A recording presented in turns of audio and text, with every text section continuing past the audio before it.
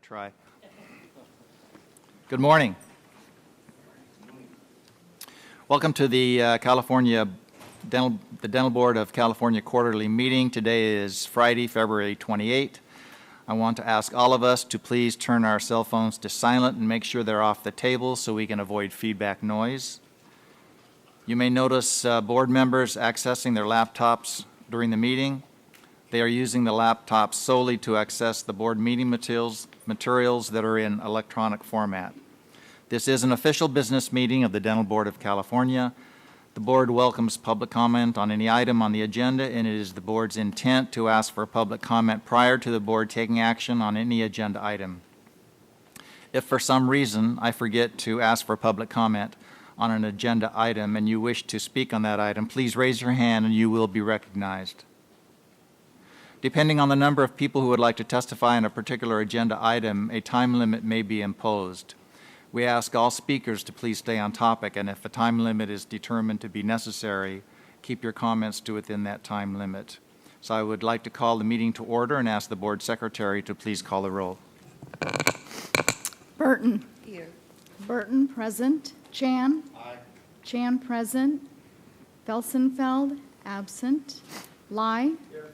Lai, present. Laren. Laren, present. McKenzie. Here. McKenzie, present. Medina, absent. Morrow. Here. Morrow, present. Olagi. Here. Olagi, present. Pacheco, present. Stewart. Here. Stewart, present. You. Here. You, present. We have a quorum. Thank you. At this time, I'm going to turn it over to our executive officer, Karen Fisher, for her officer's report. Thank you, Dr. Stewart. Good morning. My name is Karen Fisher. I'm the Executive Officer of the Dental Board of California. I wanted to bring to your attention the items that I've outlined in my report on page 276 of the meeting packet. I had briefly already mentioned that we're going to have major facility changes coming up soon, which will require a little bit of disruption within the office. We're hoping to continue business as close to usual as we can. However, things are going to be major, and it looks like perhaps the construction is actually starting the beginning of April. It will be followed by painting and carpet replacement. Now, the painting and the carpet replacement is something that the owner of the building takes care of that for us, so that we are not on the hook for payment of that. The knocking out the walls and taking over additional office space is to be able to place these new people that we've been able to get through our legislative BCPs. So that will be happening soon. That's going to be, as I said, major. It requires all of our staff to be packing up their cubicles in temporary carts so that they can continue to work, but the actual work in the building will take place during the evenings and on weekends.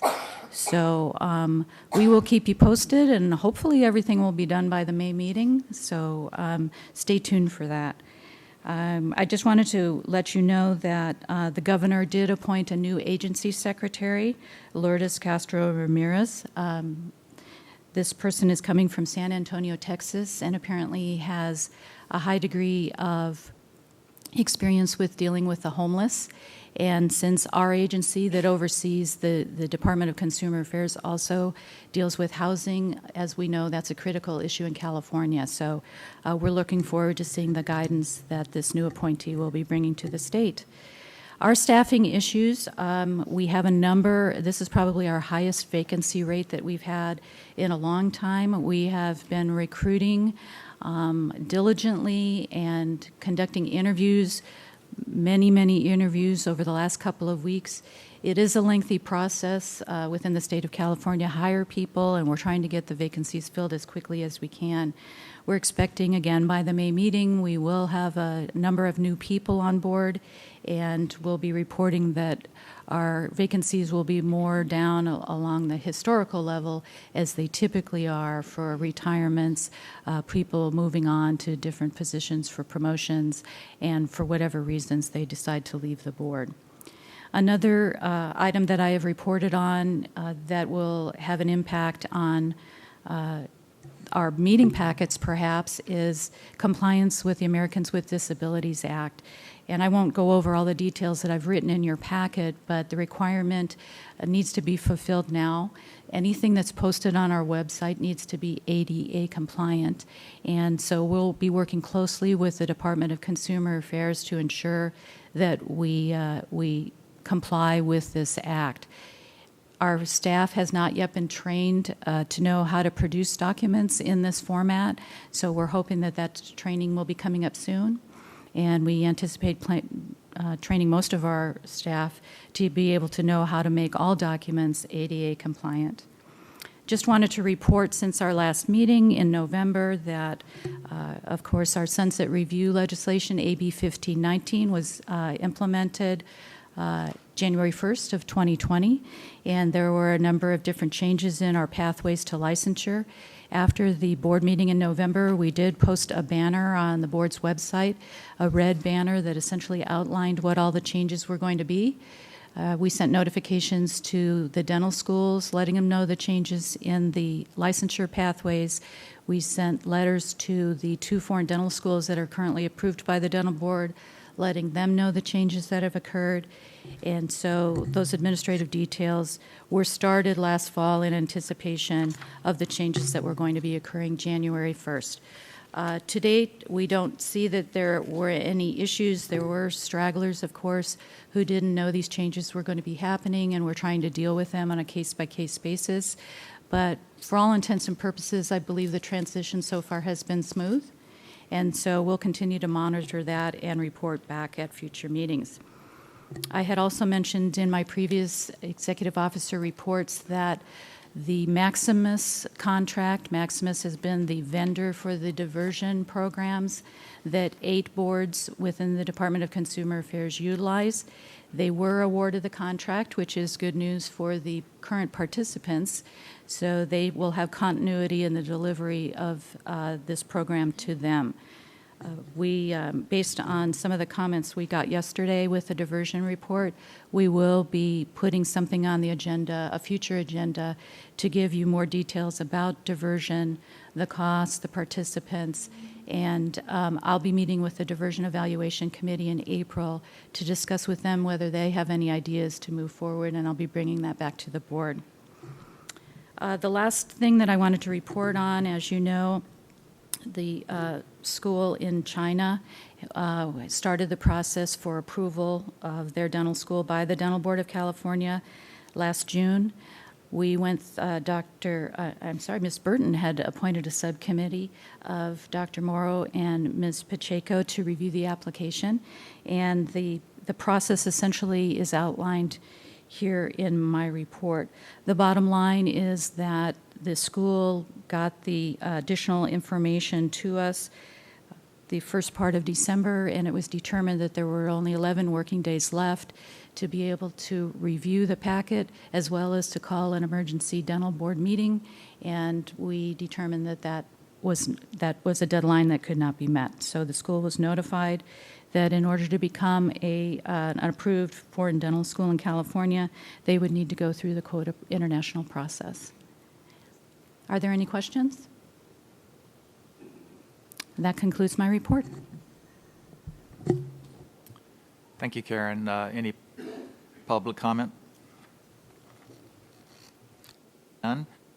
Let's go ahead and move on to agenda item 13, report of the Dental Hygiene Board of California. Mr. Tony Lum. Good morning, Tony. Dr. Timothy Martinez, the new president of the Hygiene Board. Welcome, Timothy.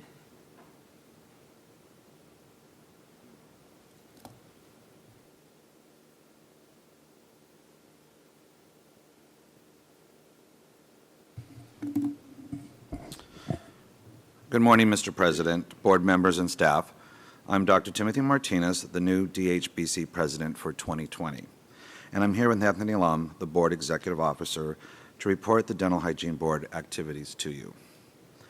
We've had a busy 6 months since we've last presented to you with the focus on the following. Program improvements. We initiated an internal process to review all of our programs of licensing, enforcement, probation, educational program review, and administration to review our policies and procedures and make any necessary changes for efficiency. It's also a result of the changing technology where many of our procedures still relied on hard copies. Some examples are that we are directing licensees to renew their license online rather than submitting hard copy license renewals. We're posting our next 2020 statutes book online rather than printing hard copies to sell and distribute to stakeholders. We're also scanning application documents into licensee records and debris rather than maintaining hard copy files, which take space and effort to maintain at a cost to the board.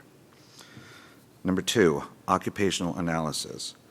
In conjunction with the DCA Office of Professional Examination Services, we completed our occupational analysis for the RDH and RDHAP license categories, which provided more current information for each license type. The next project we are working with OPES is examination development to create a new pool of questions for the 2 laws and ethics examinations, which is long overdue. Number 3, regulations. We continue with promulgating our regulations for issues like retired license, mobile dental clinics for RDHAPs, AB 2138 convictions as related to applications for licensure, RDMITR, and revisions to other regulatory sections. Most of these are continuing in the regulatory process with several departmental reviews prior to moving forward to the Office of Administrative Law. Number 4, educational programs. We are continuing to review of dental hygiene educational programs to ensure they're compliant of the law. We're discovering that many of them only have minor to moderate deficiencies of the law, but are willing to correct the deficiencies within the time allotted. Overall, the schools have been very cooperative and are communicating more with us to work collaboratively. In 2020, we'll be visiting Concord Career College, San Diego, Carrington College in both San Jose and Sacramento, Fresno City College, and Oxnard College. Number 5, personnel. We continue to fill our vacant positions to address the board's work. Recently, we filled 2 positions, but still have 2 more to go. We also have 2 public board member vacancies, as the authority for these positions transition from the governor's office to one from Senate Rules Committee and the other from the Assembly Speaker of the House. So currently, we have 7 active members and await the appointments of the 2 remaining public members to fully complement the board. And last, number 6, new office. The plans for our office move have been revised to where it's anticipated that we'll move into the new space in early to mid-May 2020, if all of the improvements are completed. Our new office is across and down the hall from your office. That concludes my report, and I want to thank you all for the continued efforts to collaborate on dental issues with us and your participation in attending our meetings. Are there any questions?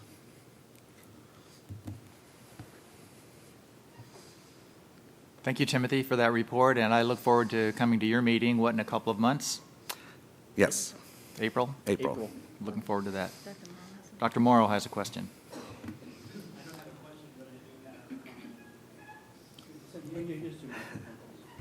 Good. It's good to see you. I'm glad that you are here with us this morning. You and I have obviously had a working relationship for a number of years in educational issues. And it's comforting to know that the Dental Hygiene Board is in good hands. So welcome, and I appreciate you coming and spending some time with us this morning. My pleasure. And I can only add that I appreciate working with Tony, yourself, and the collaboration, as you said, and the friendships. I think we've moved a long way over the years, and it's a pleasure to have you both with us this morning. Thank you. Yep. Thank you.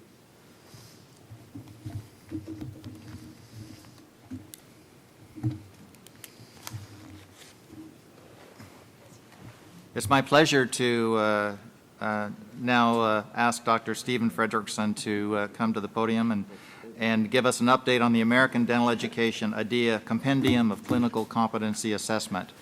You know, dental deans are very special to all of us that are in the professional world, and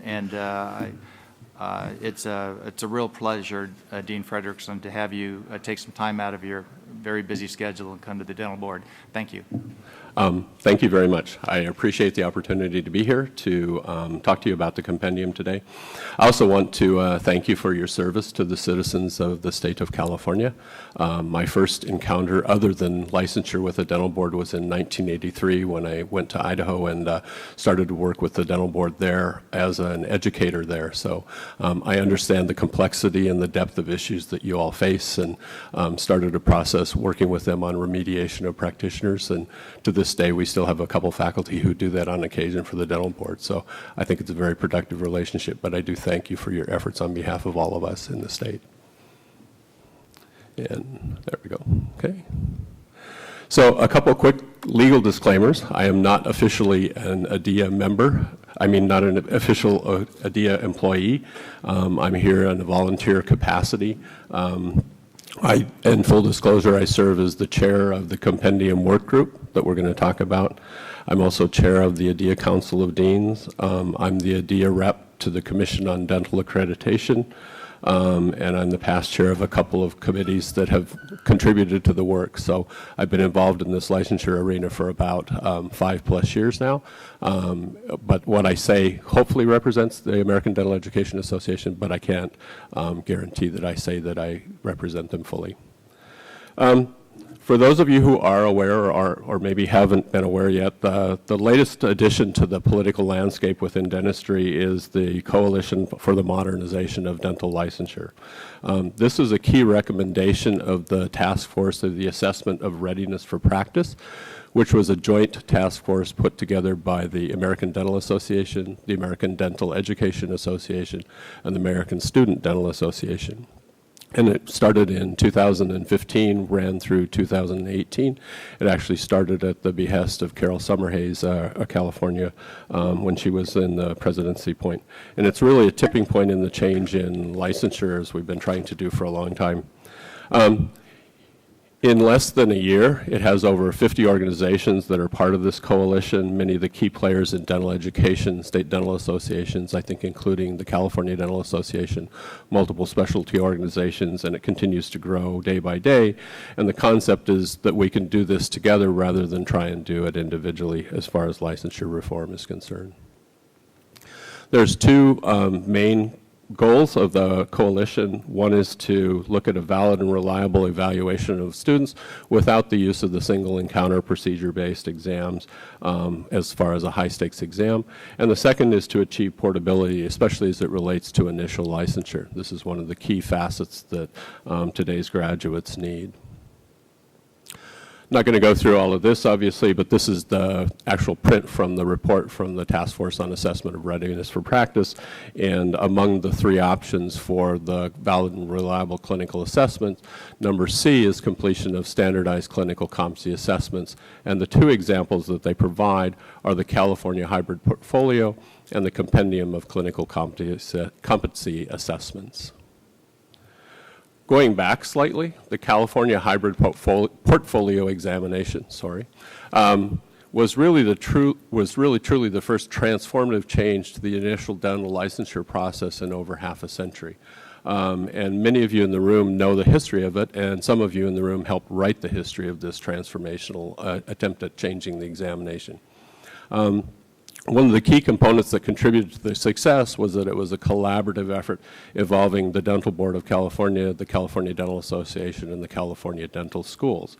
And that, I think, is a thing that we need to consider looking at again as we change or look at changes to the California Hybrid Portfolio. We realize that there's some unrealized potential with the exam. It hasn't reached the levels that we all want to see. It hasn't reached the penetration, and it hasn't had the impact that we quite want.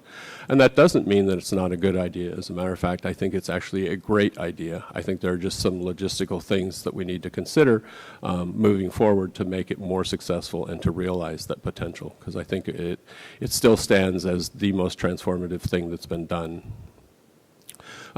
Most of the stimulus for this comes from some of the challenges with the current licensure process.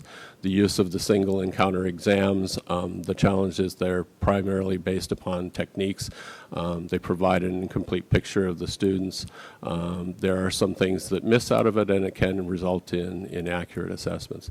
Now, what I would do if I had the opportunity to go back and change this slide again is I would say current assessment process, because we also use these same exams in the dental education arena, and I think that they have some of the same challenges there from that standpoint. And one of my goals is actually to have both the licensure system and the assessment system migrate away from those.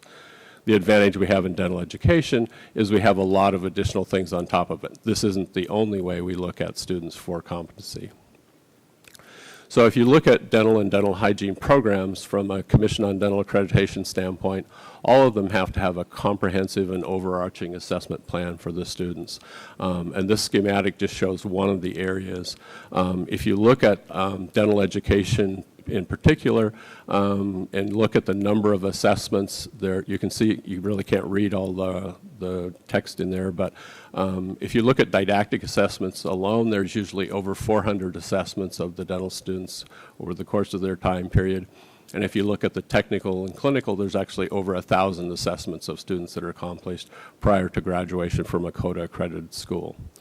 So one of the prime concepts behind the compendium is fairly similar to the hybrid portfolio, and that is to take a very thin slice of all of those hundreds and thousands of assessments and confine them to the areas, the 5 or 6 areas that are usually looked at for clinical licensure, carve those out, put those into a standardized reporting manner as the schools are already doing them, and then use that as a basis for licensure.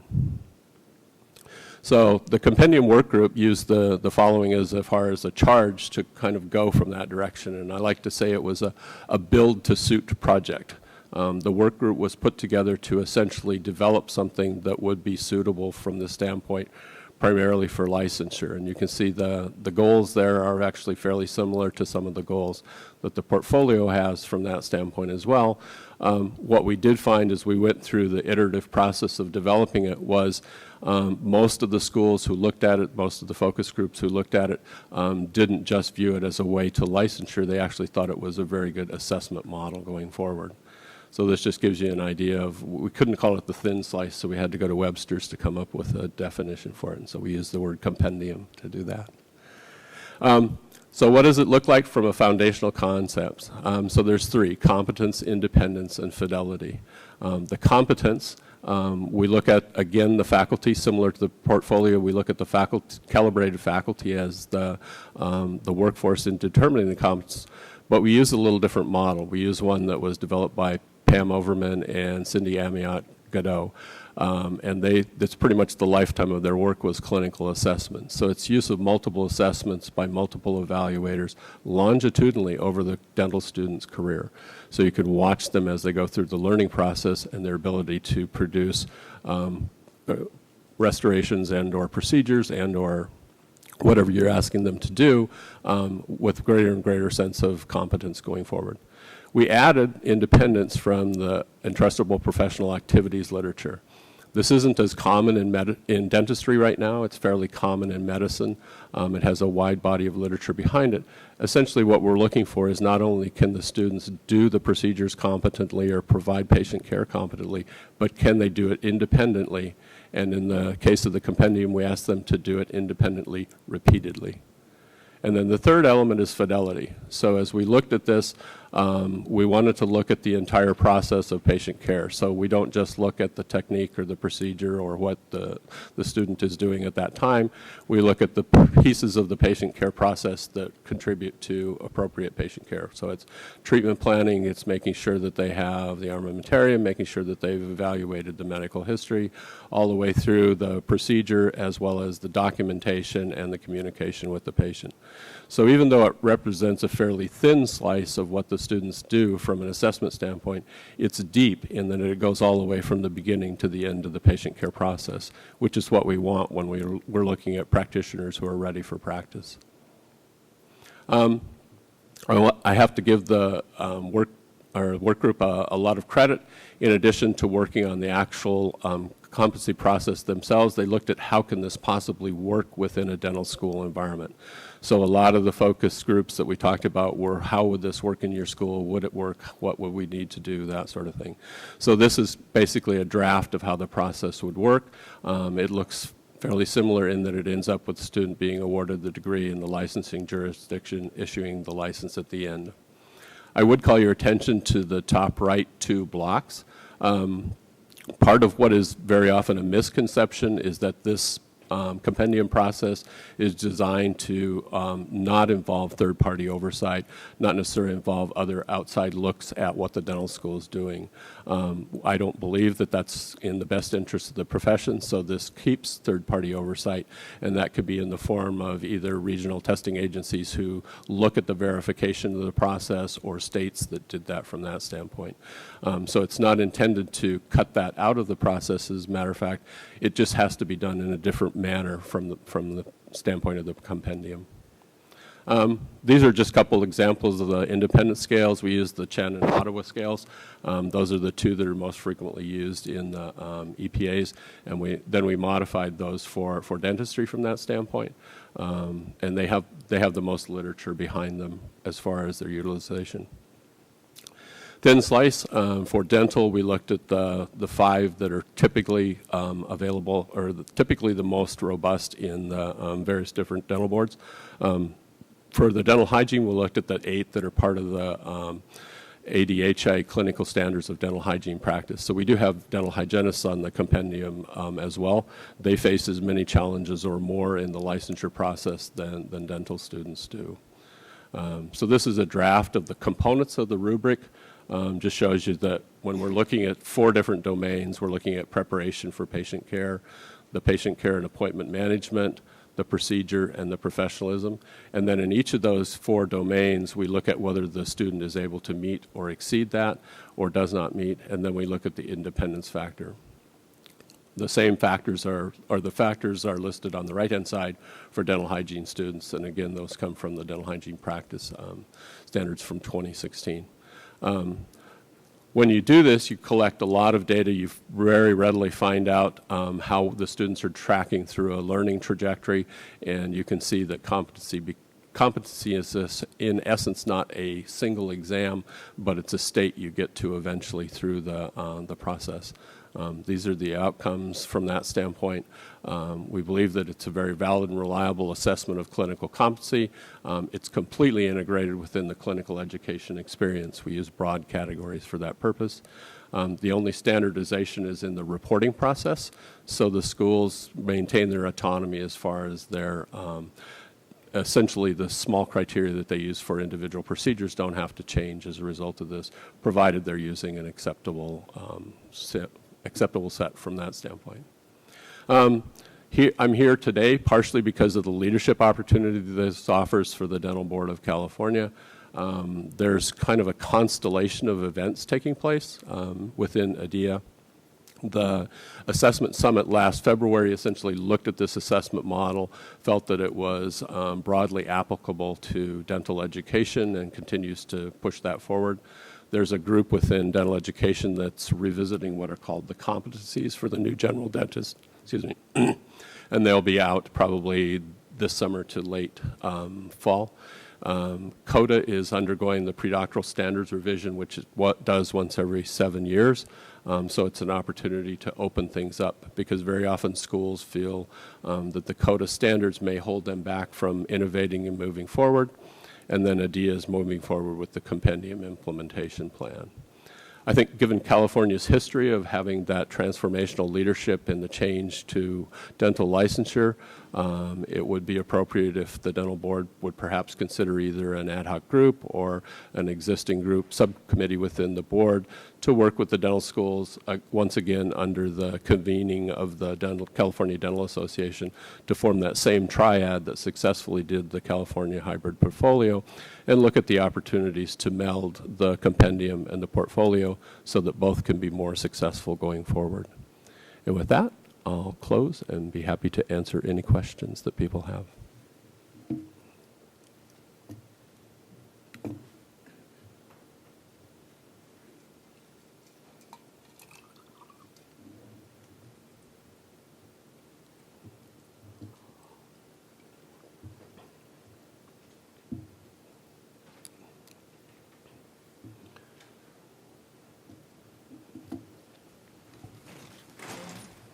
Thank you for that presentation, Dean. Very informative and certainly speaks about opportunities moving forward, and so I appreciate that.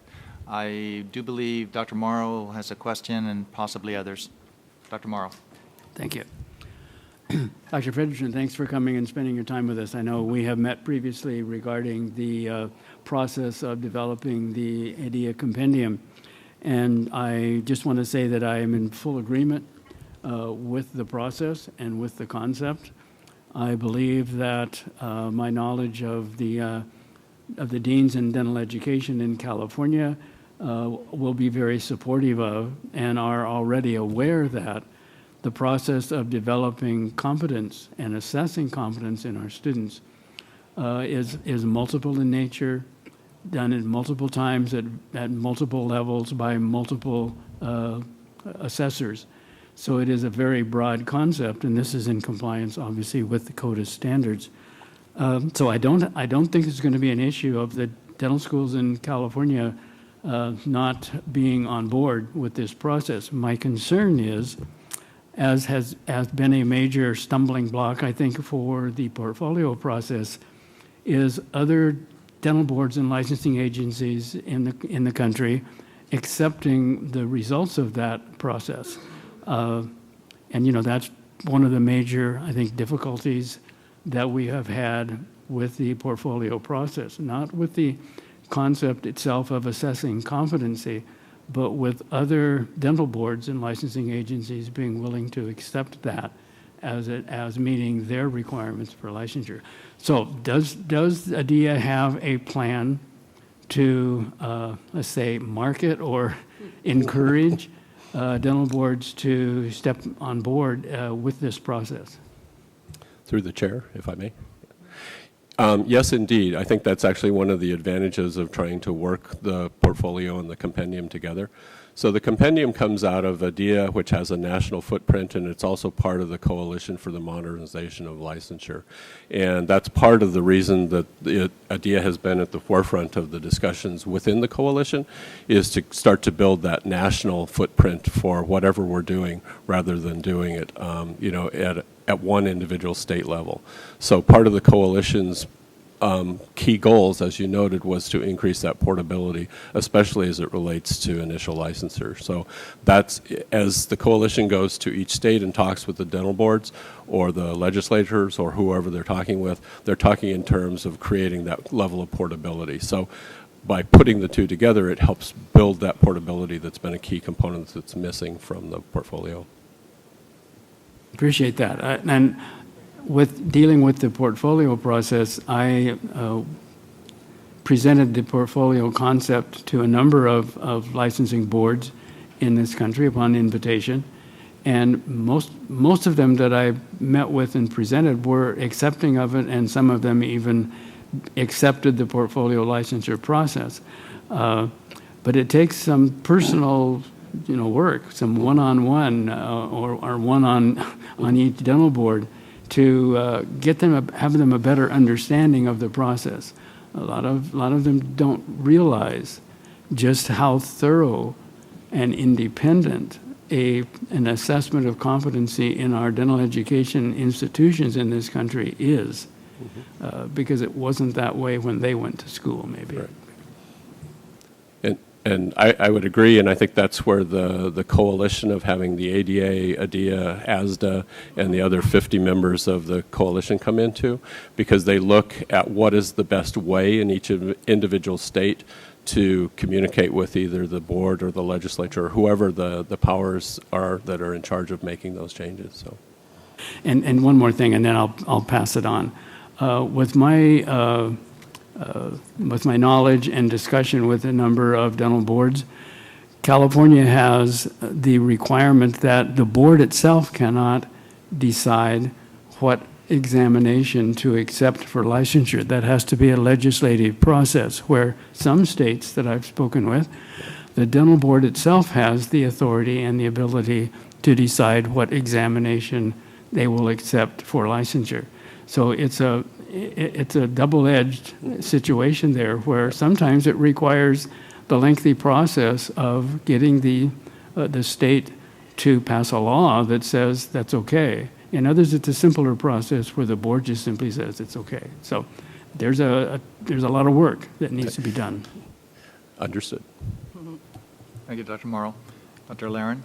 Good morning, and thank you for being here today. We heard about the clinical assessment competency, but I'd like to know a little bit more if the schools, what they're doing for the new integrated National Dental Board examination. Are you doing any changes for the students? Are you, how are you preparing them? How are you assessing them? And can you also explain a little bit about that new exam? Sure.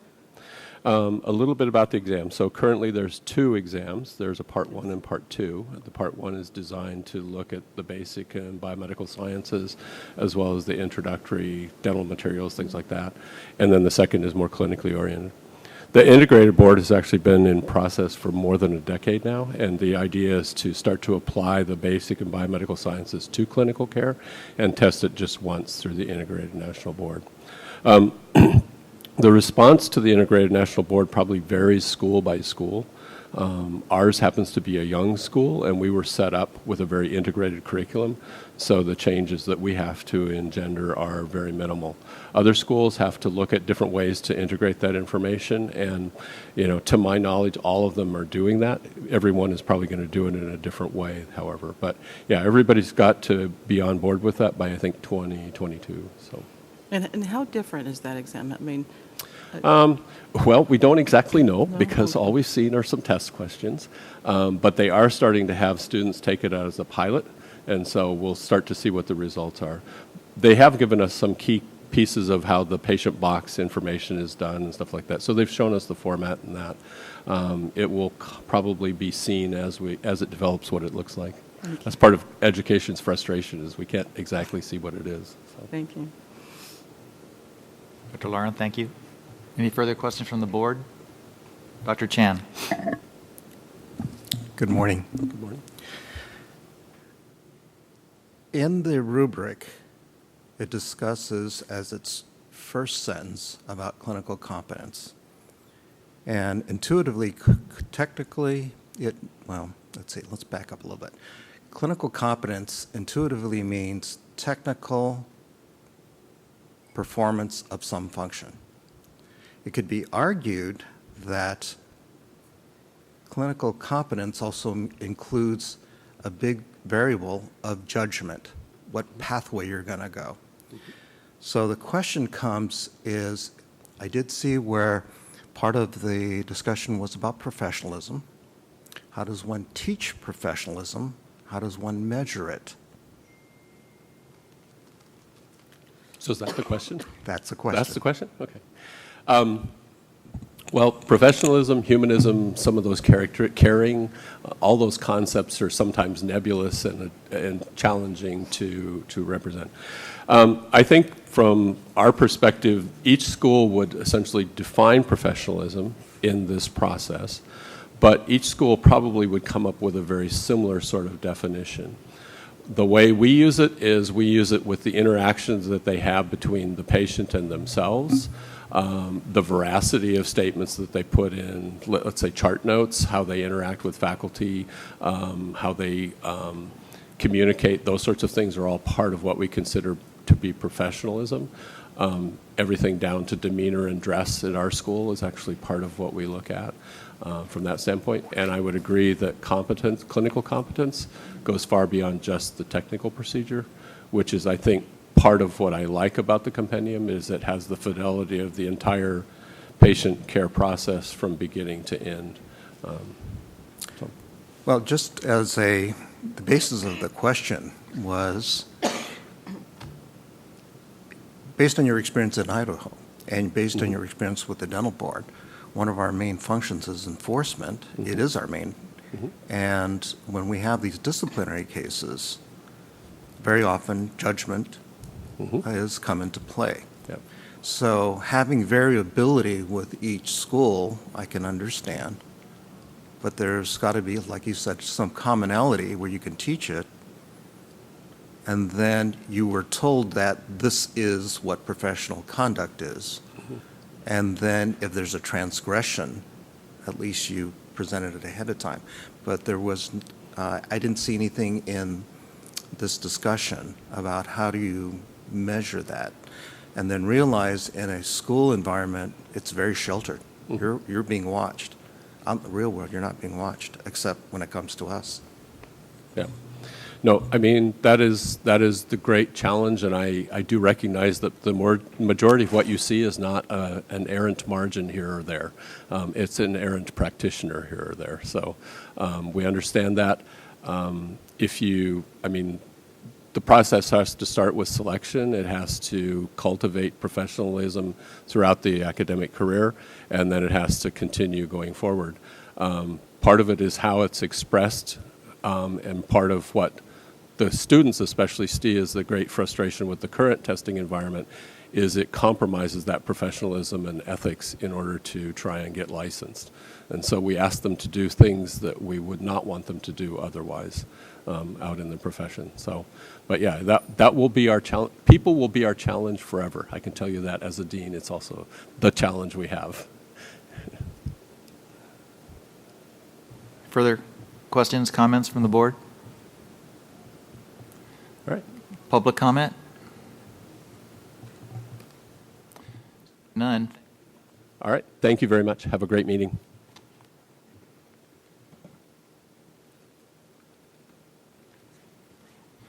All right, we're going to move ahead with item 15, examination updates. Tina? Welcome. Hello. Good morning. Tina Valerie, manager of the Dental Assisting Unit. I will be presenting the update on the portfolio pathway to licensure. In 2019, board staff met with first and second year dental students at 3 of the dental schools in California to discuss the portfolio pathway to licensure and share the unique opportunity available to them if they chose to participate in this pathway. To continue our outreach efforts, board staff have scheduled 2 more informational workshops.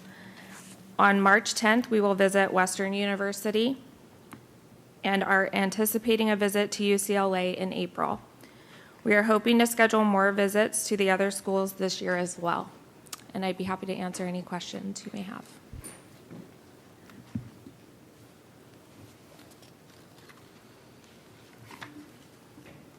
Okay.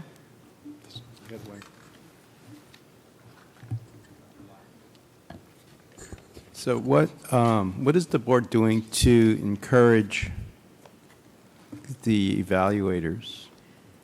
So what I've heard from students was that they didn't have enough examiners, 1. 2 was too much disruption in their daily schedule to have, before it was 2, I guess now it's 1 examiner, to make sure there's no bias to that. So what are we doing to encourage the examiners, the teachers that are there? I know we can ask, the students are all for it, but if the evaluators aren't there, it's kind of pointless. I know at our previous visits, we had talked to the staff involved, and it appeared that they have kind of their own way of implementing the portfolio as far as who gets to grade what competencies. We tried to encourage them that, it didn't have to be the specialists that do those particular areas. So I think it's just a matter of continuing to work with the schools to find ways to implement this and make it easier for them to put this into their everyday programs. So it's just, I think we're going to have to meet with the deans and the staff more regularly to try to brainstorm ideas. I know that there's one particular school that has multiple temporary staff, part-time teachers. And that seems to be an issue too, getting enough qualified instructors to do the testing. So I think that's an issue with a few schools in San Francisco.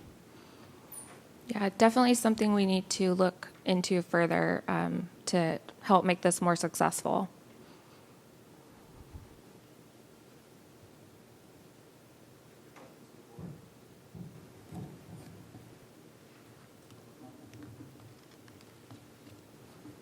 Thank you.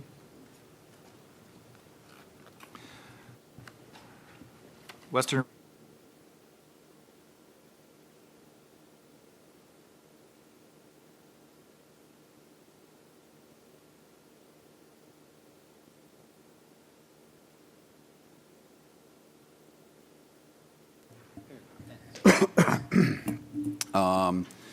Just to let you guys know, up to date, late October, we delivered all of our psychometric data to OPES and are waiting for their response. So typically it takes a while. And we have not made many changes to the exam this year, so it's pretty much the same as last year. And we start next week. So other than that, is there any questions? Yeah, Dr. Lai. Good morning. Thank Morning. you for coming. Good to see you again. I have two questions. First question is, how is the implementation of the casting and the prosthetic portion going? I know California now has to have 5 different examination parts to it now. Have all the schools been on board with that? Yes, all the schools are on board. If the candidates or the students have to take that portion to get a license in a state that they're going to, then the school has. In the beginning, there was always a little bit of a time crunch to make sure that they get all of it done, since we are an exam that, other than the written CTP exam, we do it all at one time at the school. So this year, we have changed up our procedures at the exam. So during our day of calibration, all of our examiners are calibrated the day before the exam starts, so that we're all on the same page. During that day, the senior dental students can take their prosthodontic section. And it's not a casting section. They don't cast anything. They don't make anything out of these. They just prep 3 teeth, anterior tooth and 2 posterior teeth. And it's all done on a mannequin. And so it's done the day before. So now they have more time during the other 2.5-day portion of the exam to get their clinical procedures done. Some states require 2 restorative procedures. Some states require a posterior and an anterior class 3. So every state's a little different. So the candidate could take it in year 2 or 3, depending on the school, right? You take what? Take that portion of the exam, or does it have to be, the prosthetic part? The prosthetic part is also available for D3 students. So they'll be taking it during the regular days of the exam, the 2.5 days. The seniors will have that all finished because they'll need more time to do their restorative procedures, their endo, their perio, and freeze that up. And our last half day is a retake on certain parts of the exam. So, does that make sense? Can they retake that portion if they fail that portion on that day? The last day, they can retake the prosthodontic section. Mm-hmm. Right.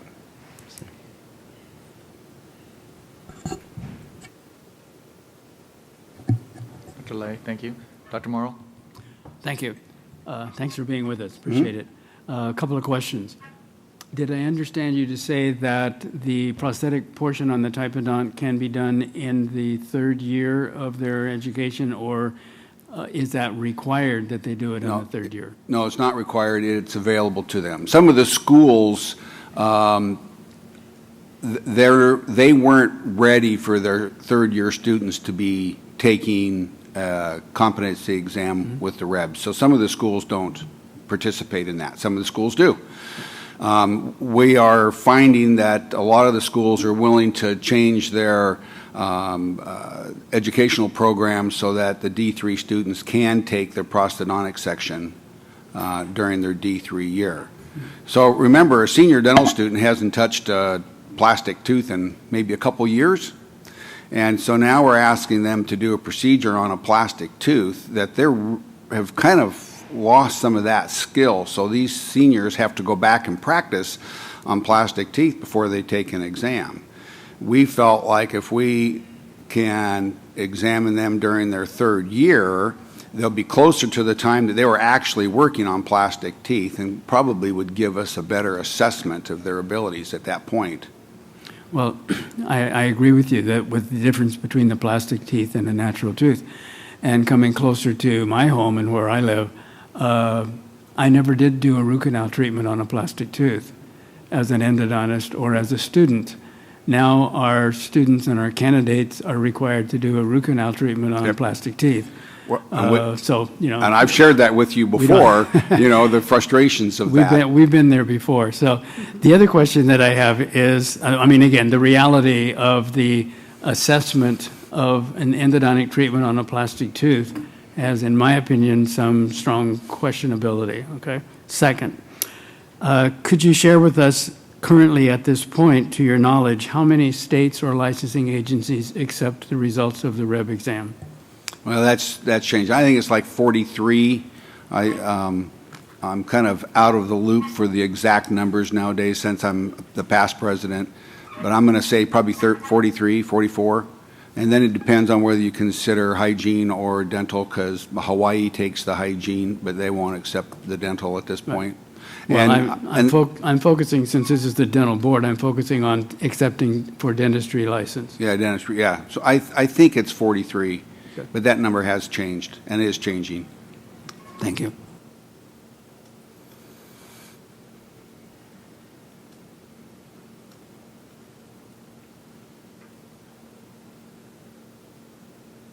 Further questions, Dr. Magnuson? Seeing none, public comment? Thank We're dealing you. with this thing. Time.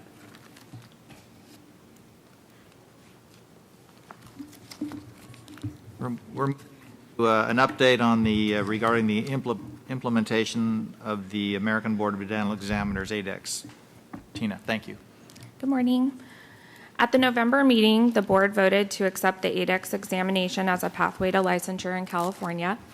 Since this meeting, board staff have been preparing for implementation of this pathway and have identified several initial tasks that need to be completed before the board can begin accepting applications. Those items are listed in your memo. I'm not going to go over each one, but we are anticipating that the crucial steps, such as the Breeze updates, will happen by mid-March. And we are striving for April of 2020 to begin accepting applications. And I'd be happy to answer any questions you may have.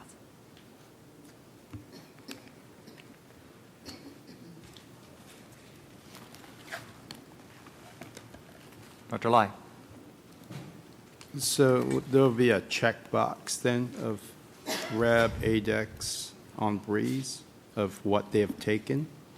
So what we're anticipating is that it will be joined with currently our residency and REB application.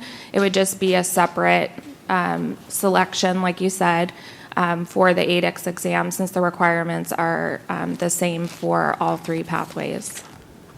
What safeguards are there in place for past ADEX? I mean, because does it grandfather people that have taken ADEX in the past? No. Or is there a box that says when they completed it? So the And which format, because I think there's two formats, right, Steve? Yeah, there's two formats as well, I guess, but they said it's the same. Correct. So at the last meeting, it was decided that we would accept it in both formats because essentially they were the same. But the application online is submitted by the applicant, but those don't get approved without review by staff. So staff will review the application, the results, and nothing prior to the date the board voted to accept the exam would be accepted. So they have to take all parts of the examination after that date. Okay, great, thank you. Mm-hmm. Further questions? Seeing none. Public comment? Okay. Okay. We'll move on to agenda item 16A, review of the dental licensure and permit statistics. This memo provides an overview of the dental licensure and permit statistics. On page 1, you will find the number of licenses that are active, inactive, retired, disabled, canceled, and delinquent, along with the number of licenses in the process of being renewed. Beginning on page 2, you will find a breakdown of licenses issued by year and by pathway to licensure, an overview of the different permits that have been issued, and the number of active licenses by county. On page 4, you will see an overview of the applications received, approved, canceled, withdrawn, and denied, along with the number of licenses issued in 2019. And I'd be happy to answer any questions.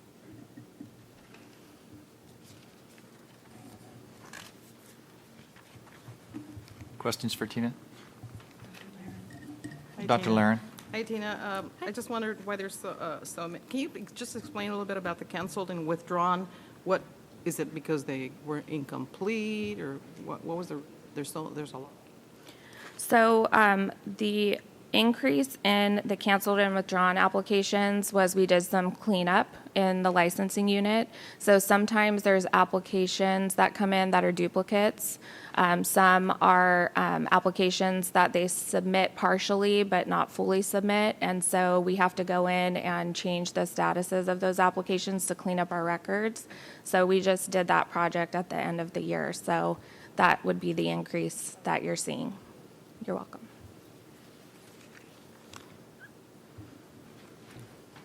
Further questions? Board, seeing none? Public comment?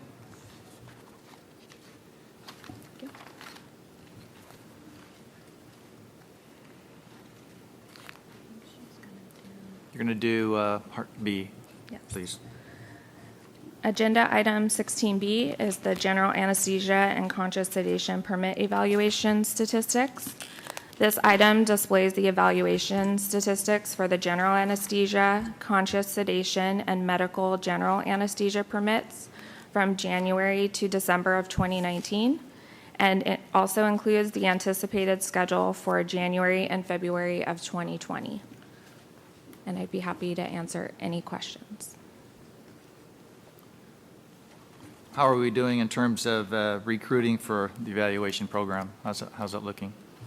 I know Jessica only handles this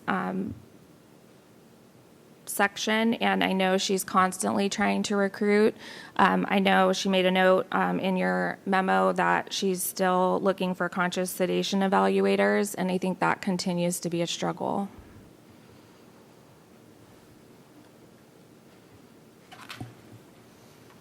Dr. Lai? For the fails, how often, let's say they fail, is there a max amount of times they can reapply? Sorry.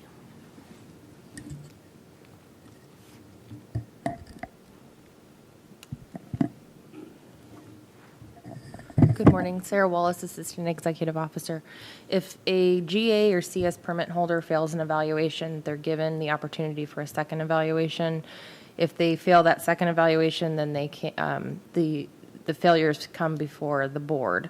In the event the board denies the permit, the applicant can reapply for a new permit and go through an evaluation process. They would have to pass that evaluation before they're issued a new permit, but there currently is no limit in the number of denials or failures that they can have. Thank you. Thank you, Sarah.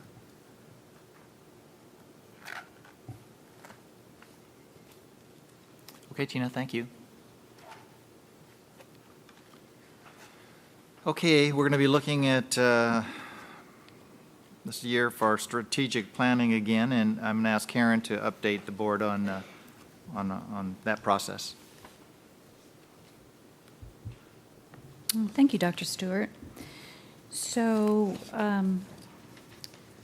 we will embark upon revising the board's strategic plan this year. We were hoping to do it sooner in the year, but based on all the things that are happening at the office right now with the build-out and the things, I think it's probably more appropriate for us to do it toward the end of the year. What it will require is pretty much outlined in this background that I've given you in the memo. But SOLID, which is the training unit of the Department of Consumer Affairs, will be facilitating the strategic plan, and it's an opportunity for board members and staff and stakeholders to get together to essentially decide the roadmap for the future of the dental board. And many of you on the board have participated in the past. Our strategic plan goes through 2020, so we are going to try to make the revisions by the end of the year. And what we'll be doing through the next couple of meetings is giving you an update on essentially what was accomplished, the tasks that were outlined in the current plan, and what could be moved forward from the current plan, and what additional changes will be made. So it's quite a process. SOLID will facilitate it, and we'll be interviewing board members, we'll be interviewing staff members, and pulling together basically what they call their environmental scan. Stakeholders will also have an opportunity to participate in that. So they'll gather data and they'll bring it back to the board, and we will have a full one-day meeting in Sacramento to talk about essentially how to address some of the issues, the challenges that we may have internally, the challenges we may face externally, and how to move forward addressing those. The strategic plan can be anywhere from 2 to 5 years. Typically, ours have been 3 to 4 years. So look forward to scheduling that in the fall, and we'll keep you posted as we go along. You should have all received a copy of our current strategic plan. There's also copies on the back. If you want to go ahead and take a look at that, take that with you so that you have some idea of where we're going to be going. And I believe we did pass out basically the development roadmap that gives you kind of an idea of how long each step takes. And as I said, I believe POHU also distributed copies of the biographies from the folks that may be participating on our behalf in SOLID. So are there any questions? Okay, thank you.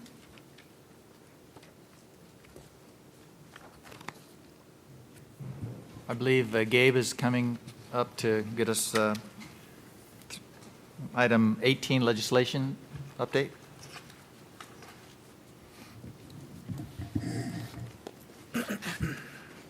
Yeah, good morning. Gabe Nevin, Legislative and Regulatory Analyst. Is everybody hearing me okay this morning? Great. So we have attached the legislative calendar for the Assembly and the Senate for you guys to review. There's no action on that, but it's there. And I think then we can move on to agenda item 18B, which will be the legislation that we are tracking right now. The board is tracking various pieces of legislation affecting professions and vocations and the Department of Consumer Affairs as well. The list there is AB 1263, AB 1998, SB 653, SB 776, and SB 787, or excuse me, 878. So I'm going to go through each of those, give you guys a little summary of them, and then the board may support if amended, oppose, watch, take a neutral or no action on each of these bills. So AB 1998 would prohibit a contract involving the provision of consumer services by a licensee regulated by a licensing board from including a provision in the contract limiting the consumer's ability to file a complaint with that board or to participate in the board's investigations into licensees. And the bill would specify that a waiver of these provisions... Gabe, can I interrupt you? I'm sorry. Did you mean AB 1263, and is that what you're going over now? Yes, I am. Sorry about that. Excuse Okay, me. I said 1998, didn't I? Let's go with that again now. Thanks. Yeah, I'm sorry. Excuse me. So, 1263 will will make it unprofessional conduct in addition to the limitation on a contract provision which will prevent a licensee from making, or excuse me, a consumer from making a complaint against a licensee. It will also, so a contract provision like that is already prohibited under the dental board's rules, but this bill will additionally make it unprofessional conduct and will make those contract provisions void as against public policy, and so you can't waive that anymore.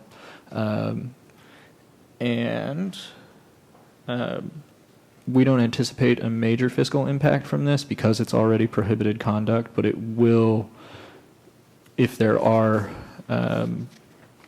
instances of it, it will now be unprofessional conduct, which will require an investigation, and so there will be a minor impact on the board's finances.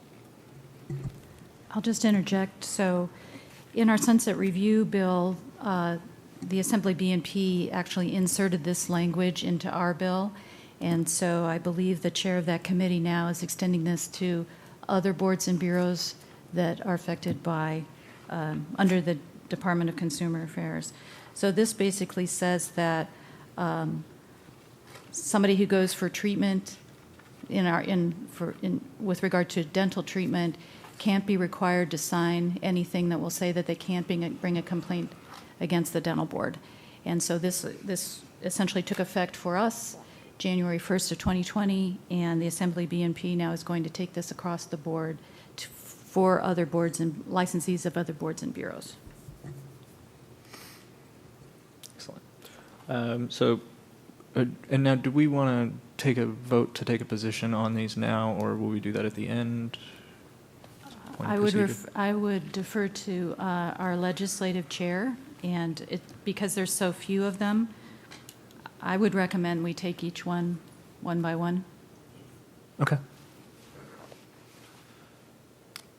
So I'm going to recommend a watch on this bill.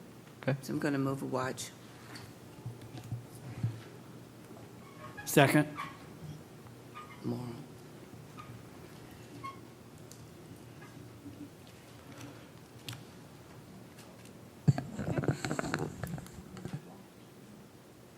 So since we're doing these separately, are there any questions? Board members? Any public comment? Okay, I'm going to call for the vote. Oh.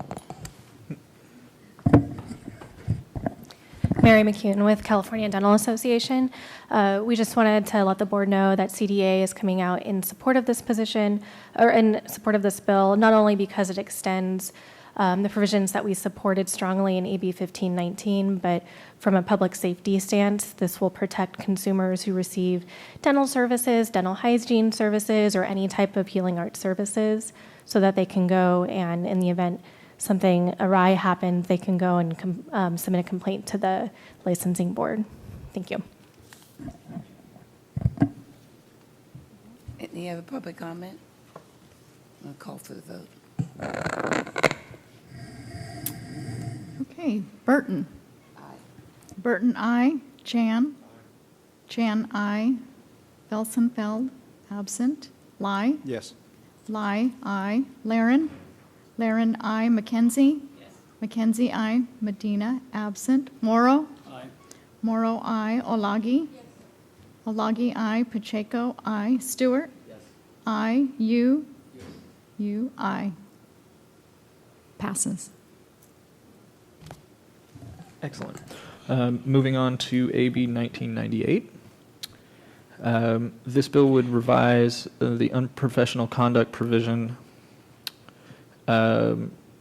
which was put in by AB 1519, the Sunset Bill, last legislative session, which required a dentist examination before performing orthodontic adjustments.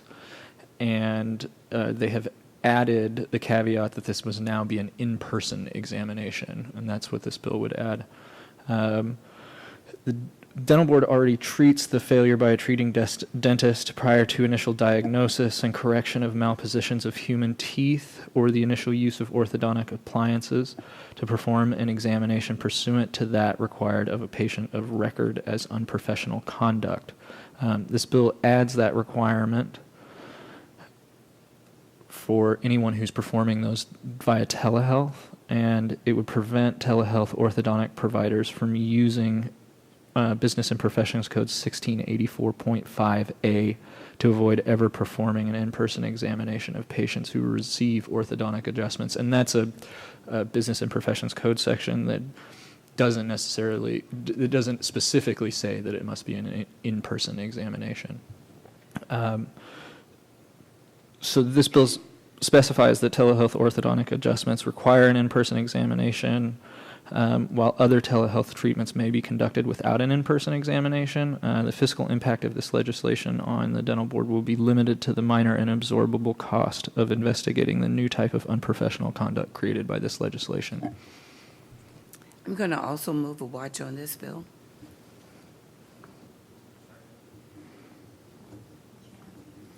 Second was who?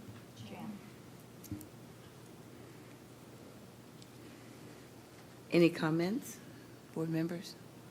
Any public comments? Call for the vote. Call for the vote. Burton? Aye. Aye. Chan? Aye. Chan, aye. Elsenfeld, absent. Lai? Lai, aye. Laren? Laren, aye. McKenzie? McKenzie, aye. Medina, absent. Morrow? Morrow, aye. Olagi? Olagi, aye. Pacheco, aye. Stewart? Aye. You? Aye. Motion passes. Okay, so moving on to SB 653. So this is going to change the scope of practice for a registered dental hygienist. There currently requires any procedure performed by an RDH that does not specifically require direct supervision of a dentist to be performed under the general supervision of a dentist. Existing law authorizes an RDH to provide without supervision dental hygiene preventative services in addition to oral screenings in specified federal, state, or local health programs. This bill would authorize an RDH to provide without supervision fluoride varnish to a patient, and the bill would additionally authorize an RDH to provide dental hygiene preventative services and oral screenings at specified sponsored events and nonprofit organizations. Existing law authorizes a registered dental hygienist in alternative practice to perform any of the duties or functions authorized to be performed by an RDH as an employee of a dentist, as an employee of another RDH in alternative practice, as an employee of specified clinics, or as an employee of a professional corporation. Existing law authorizes an RDH AP to perform additional duties and functions in residences of the homebound schools, residential facilities, and other institutions, and dental health professional shortage areas as provided, and requires that interim therapeutic tooth restorations that are performed in these settings be done under the general supervision of a dentist. This bill would instead authorize an RDH AP to practice in specified clinics or in a professional corporation without being an employee of that clinic or professional corporation. The bill would additionally authorize an RDH in AP to perform specified functions and duties of a registered dental hygienist in dental offices or both dental or medical settings as specified. The bill would also authorize a registered dental hygienist in alternative practice to perform soft tissue curettage? Thank you. And administration of local anesthesia with documented consultation with a collaborating dentist in the residences of the homebound, residential facilities, and other institutions' medical settings that a residential facility patient has been transferred to for outpatient services. Also, dental health professional shortage areas and dental offices, as long as specified protocols are followed. The bill would remove the general supervision requirement for these interim therapeutic tooth restorations.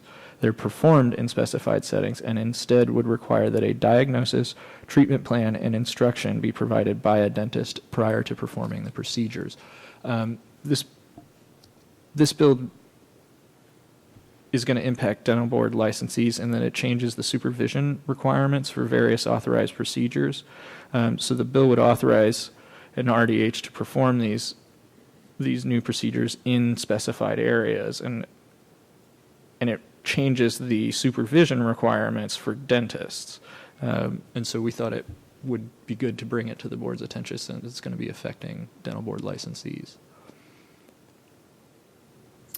I'm going to also move and watch on this bill.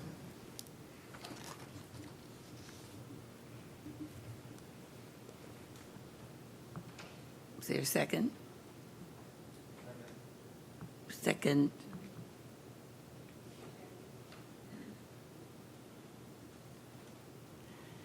Any comment?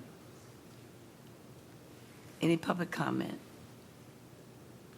Tony, did you want to comment on this?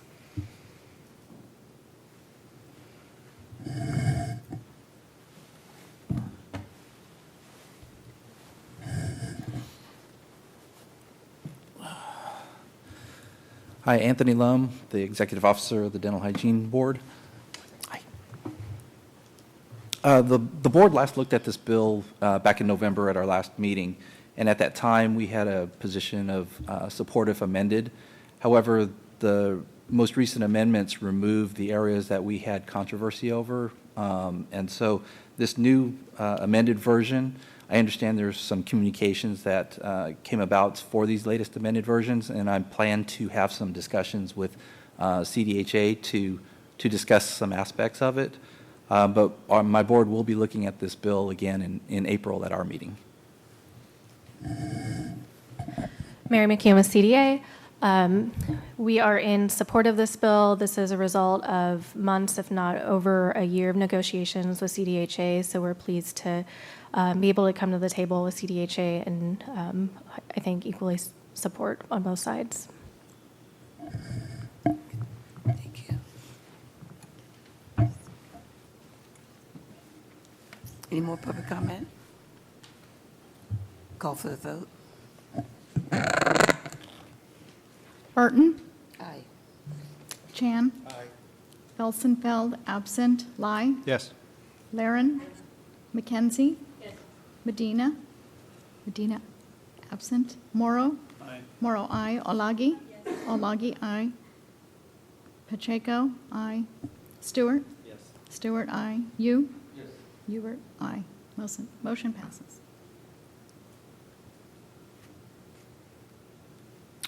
Okay, moving on to SB 776.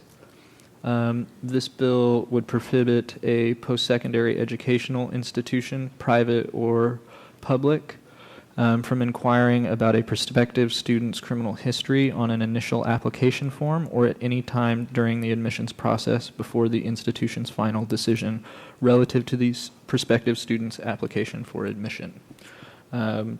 SB 776 would not impact the board's licensing standards or requirements, so there's no anticipated fiscal impact to the board. The legislation would make it possible for students with disqualifying criminal records to take on the financial burden of a dental or dental assisting education without a prospect for licensure, though.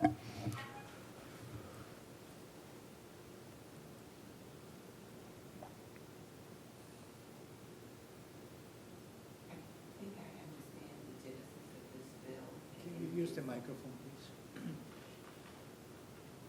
I think I understand the genesis of this bill, and it's coming at a time when people are trying to put things in place for people who have criminal histories. What concerns me is our process. And so without a student coming forward and without knowing our process of looking at criminal history, it's a bit of it that is unfair. So I'm going to say that, but I'm still going to move a watch on the bill for this time.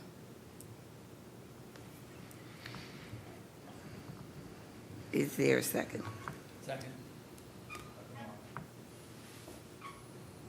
I want to agree with Ms. Burton regarding the concern in Going through the acceptance process, I'm not sure, just from the little bit that we get from this, what they consider completion of the admission process. But to grant acceptance of an applicant to the School of Dentistry and then ask for a criminal history, then have to say, sorry, but you're not accepted, that's putting the schools in a real tough place. And I don't think that goes also for dental hygiene programs as well. Because it is a practice, a common practice for a long time, that applicants have to submit for a criminal background check.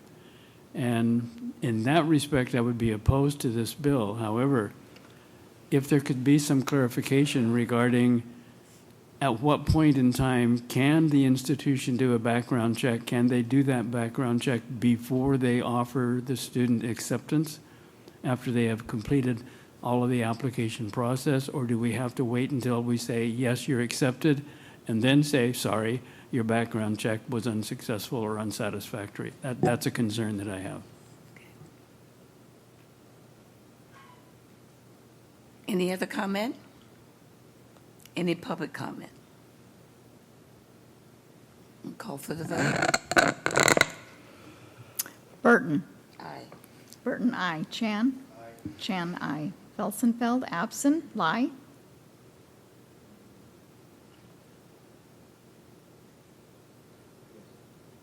Lai, aye. Laren. Laren, aye. Mackenzie. Mackenzie, aye. Medina, absent. Morrow. Morrow, aye. Olagi. Olagi, aye. Pacheco, aye. Stewart. Stewart, aye. You. You, aye. Motion passes. All right, moving on to SB 878. This bill would require each board within the department that issues licenses to prominently display the current time frame for processing initial and renewal license applications on its internet website. So the dental board already posts the current time frame for processing initial and renewal applications on the website. Therefore, this bill should not have an impact right now. If there's a change in the average processing time, obviously that will need to be updated, but that's expected to be a minor and absorbable cost.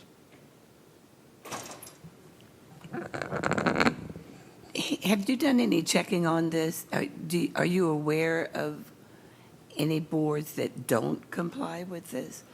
Or do you know the genesis of this bill? No, I don't actually, and I don't know if there are any boards that don't post that information already. Okay. So same thing. I think I'm going to move a watch on this one. Is there a second? Second, Laren. Any comments? Any public comments? Call for the vote. Burton. Aye. Burton, aye. Chan. Chan, aye. Felsenfeld, absent. Lai. Lai, aye. Laren. Laren, aye. Mackenzie. Mackenzie, aye. Medina, absent. Morrow.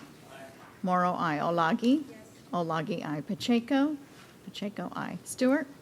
Stewart, aye. You. You, aye. Motion passes.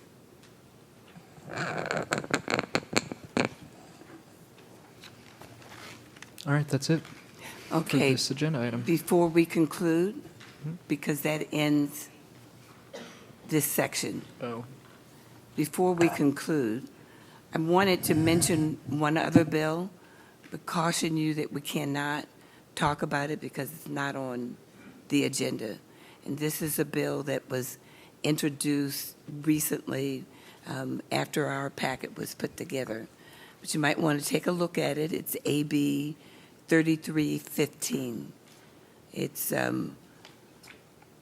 authored by a number of members and co-authored by a number of members. It repeals section 163.4 small h regarding foreign dental schools. And this is the provision that was in our sunset review. So in other words, it would repeal that and we would continue the process that we've been using for approval. Excuse me, could you state that bill number again, please? AB 3315, 3315. Thank you. Garcia, Gonzalez, Reyes, and a number of co-authors. So just be aware of that.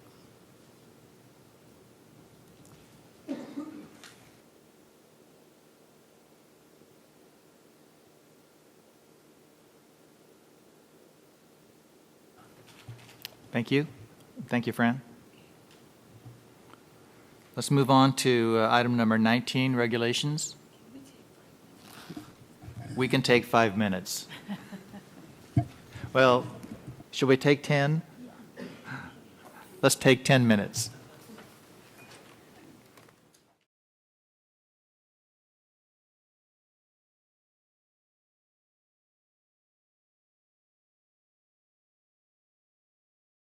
This meeting back to order, please. And I'd like to, I think we're on item 19. Gabe? All right. Gabriel Nevin, Legislative and Regulatory Analyst. I'm going to be giving an update on the other pending regulatory packages that we're working on, starting with the Basic Life Support Equivalency Standards rulemaking. We have draft initial documents that Council has approved of, and we're currently working with the Budget Office to assess the fiscal impact. And once we're done with that, we will have a package that is ready to go to the department.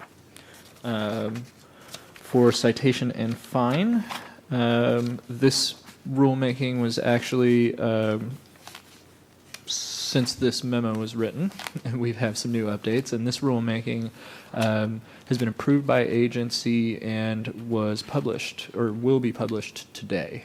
We are actually checking the OAL website right now to wait for them to post it. The continuing education requirements related to opioids rulemaking, we have initial documents have actually been approved by legal and budgets, and so I have a hard copy version of this that is ready to go over to the department for formal review next week, actually. The dental assisting comprehensive rulemaking you are probably familiar with from yesterday, and we will be bringing the finalized language and the forms to the next meeting for initiation. Determination of radiographs and placement of interim therapeutic restorations. I'm currently working on drafting the initial documents, and they should be submitted to legal for review pretty soon. The diversion committee membership, we've submitted the initial rulemaking documents on October 16, 2019, and we've had a few comments from the department, and we're working those out right now before we send this to OAL for publication. Elective facial cosmetic surgery permit application requirements and renewal requirements. We have initial rulemaking documents and forms drafted. Council's approved them, and we're currently working with the Budget Office to get that ready to send over the hard copy rulemaking to the department. The dentistry law and ethics examination scoring. We have initial rulemaking documents submitted to the department as of October 17, and we've had a few comments come back on that we are working out, and then we will be submitting them for publication. Mobile dental unit and portable dental unit registration requirements. We have initial rulemaking documents that are being reviewed by council right now, and when we have council sign off on them, we're going to submit them to the department. The minimum standards for infection control, also we have initial documents, and we're working with council to get them finalized before submitting them to the department. And the substantial relationship criteria, we've submitted the department's approved those, and we've submitted them to agency, and I believe the agency has approved them as well, and that happened today. So those are moving towards publication stage. And that's it. Thank you, Gabriel. I have a question back on law and ethics exam score. That first paragraph, the last couple of lines, OPS is suggesting to use a criterion referenced passing score. Can you help me understand what that means? Okay, so basically, when they administer one of these tests, there are multiple test forms. Not everyone sees all the same questions. You might have 4 different forms with 100 different questions, but each test has 25 questions, and they're all different. And because all the questions are different, because all the examinees are not receiving the same questions, they go back and make a determination about how hard the questions are. And so they can look at the 25 individual questions that one examinee saw versus the 25 individual questions that another examinee saw, and make a determination that one test was harder, more difficult to pass than the other test. And then they sort out all of the kind of different levels and then try and curve that across the top so that if you take a harder test that had harder questions on it, you do not have to pass, you do not have to hit the 75%, or you don't have to have the same score that somebody who took an easier test form with easier test questions on it would have taken. And this isn't, I don't think, is a huge change. We're not talking about somebody going from a passing at 50% versus 75%, but it changes it on the margins instead of just having 75% as the passing rate. Okay, Is that that's helpful. Thank you. Yeah, great.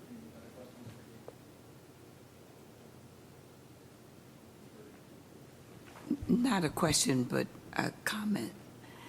To just say this is awesome. We've had, over the years, a lot of stuff that gets stuck for one reason or another in the queue. And so I just want to compliment you for moving so much forward. Well, thank you very much. I get a lot of support from Wilbert and from Sarah and from everybody else on staff. So.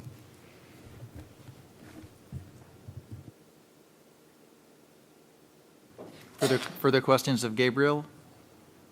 Public comment? Thank you.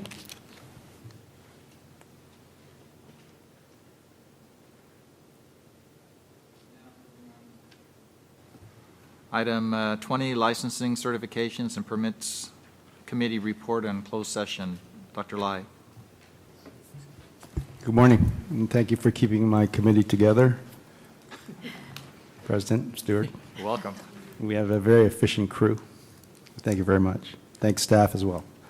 Good morning, members. LCP met in closed session yesterday to consider 4 candidates for requesting a new license to replace a canceled one.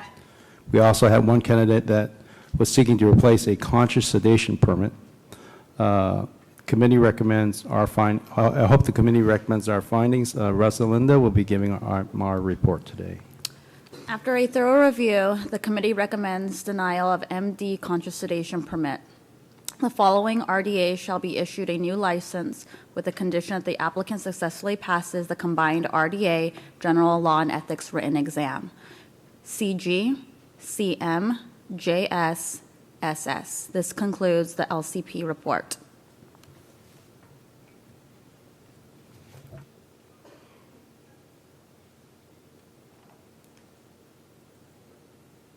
I would like the full board to vote on our findings, please.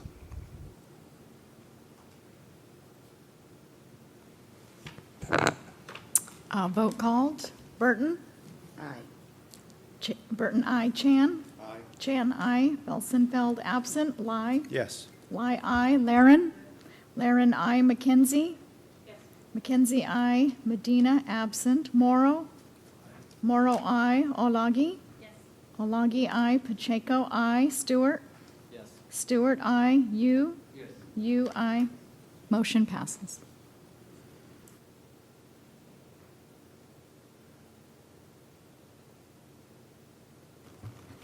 Thank you, Dr. Lai, for that work in your committee. Moving on to item number 21, public comment on items not on the agenda.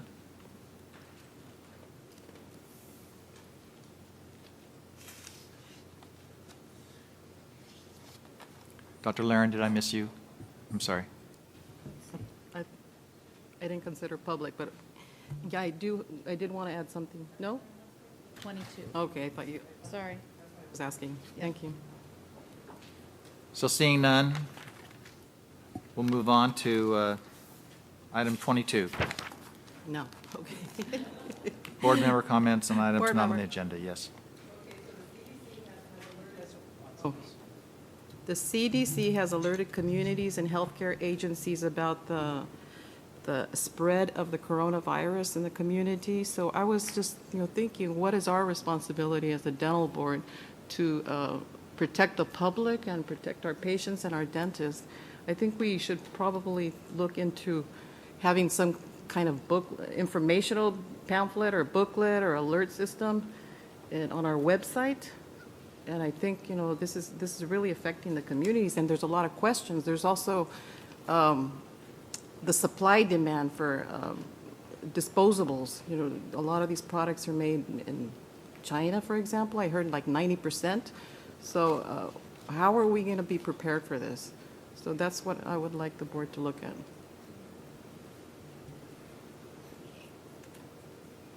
Okay, we'll take that comment. Further comments? Dr. Morrow. Yes, I would like to suggest that we place for a future agenda item discussion of approval of CODA dental assisting programs for licensure in California.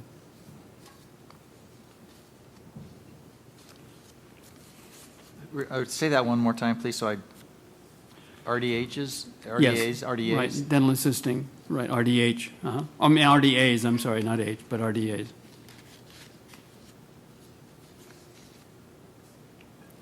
Karen, you got that? Yeah. So, okay, thank you. Anything else?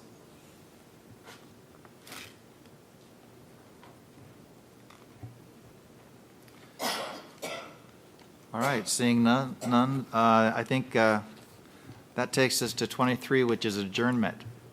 Everybody okay with that? I understand we're in San Diego.